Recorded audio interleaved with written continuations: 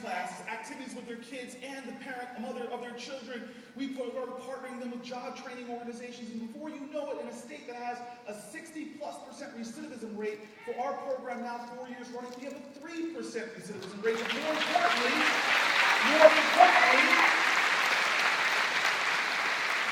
we have strong parental bonds reformed between men and their children. Don't tell me in America there is something that we cannot do. But woe to the people that want to protect the status quo. Woe to the people who want to defend mediocrity and failure. Woe to the people who want to attack others for trying a different way.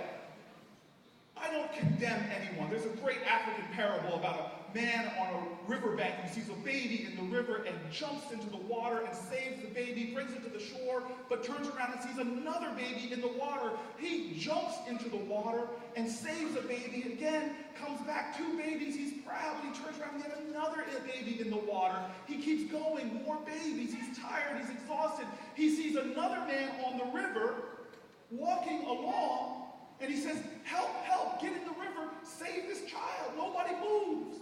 He doesn't move at all. He keeps walking up the river. The guy screams invective at him, attacking him, yelling and cussing him out. And finally the man stops and says, stop yelling at me. I'm not getting in the water. I'm going up to the top of the river to find out why the babies are being put in the first place. We are a nation that was born from innovation. Innovation of our ideals, innovation in agriculture, innovation in industry, innovation in science and technology. Why has the one sector of our society most in need of innovation been left into the agrarian age, and that is education no more? We were standing up in Newark and saying our charter schools are showing us the way. We can't have the same amount of school hours that we had back in the days of the 1800s. When other nations are showing us that, you know what? Our kids are not leaving in the summertime when they often lose half a grade level. They're not going out to work crops and fields. We need to understand in America, if you want to be at the lead of the pack, you've got to work harder than the pack. If you want the things that other people don't have, you've got to do the things that other people don't do. And in life, as Frederick Douglass says, you don't get everything you pay for, but you must pay for everything that you get. So we are saying in Newark, we're going to work harder. And the charter schools, longer school days, and longer school weeks, and longer school years are showing us. And now I'm proud to say in New Jersey next year, in our traditional public schools, we're opening up 18 extended learning time programs in partnership with charter schools. But I would be irresponsible if I didn't make one point. We are part of a charter school community that's under attack in every single state. We are part of a charter school community that is trying to show the nation, not that we're better than anybody, but that our children should be our focus.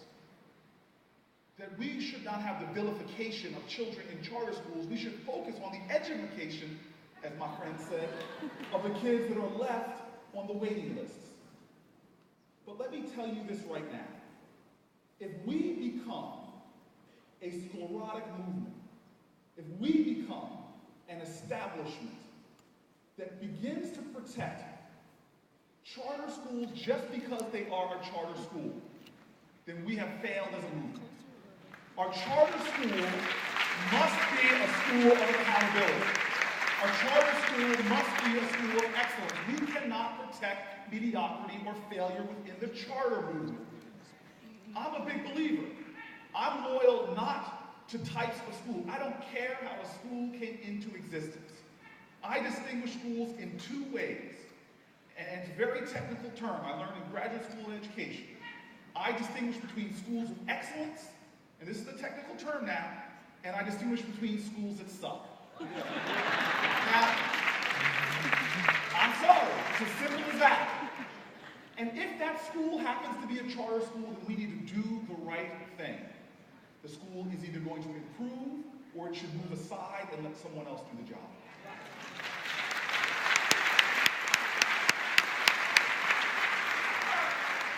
And so now I simply call those heroes who already demonstrate courage. I simply encourage those people who are giving me daily encouragement. I simply ask those who are turning barriers into blessing, obstacles into opportunity, those in this room who are turning pitfalls into pools of potential. I ask you in closing for more. We have a lot of work to do. We have mountains yet to climb. The days ahead will be difficult. We will face challenges from every side. But please remember the ideals of this country. America was never founded, as much as people want to think it so. America was never founded to be a country that takes the easy way. We were never dreamed up to be a nation that gets caught up in that toxic form of being called sedentary agitation, where we get very comfortable. We're upset about what's going on, but we're very comfortable, so we're not getting up and doing something about it. And I end to you with something my parents read to me as a boy. It was a call to consciousness. It was a demand for action. It was asking in this poem that we as a people understand the ideals of our nation, even though they're not real yet. We remember that people in this country who did not enjoy freedom marched for us, fought for us, died for us. People who hungered and yearned for a better America that they never saw still sacrificed for us. That we as a people drink deeply from wells of freedom and liberty that we did not dig. That we eat lavishly from banquet tables prepared for us by our ancestors. That we have a choice. We can get drunk on the wine of others, sacrifice or struggle, or we can take up our proverbial arms and continue the march towards freedom. The poem I conclude with is by Langston Hughes, who said very profoundly at the end of a great poem, "Oh, let America be America again. The land that never has been yet, but yet must be. The land where everyone is free, the poor man, the Indian, the Negro, me.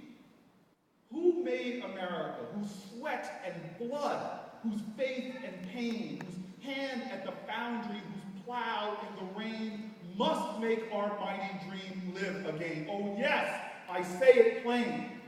America never was America to me.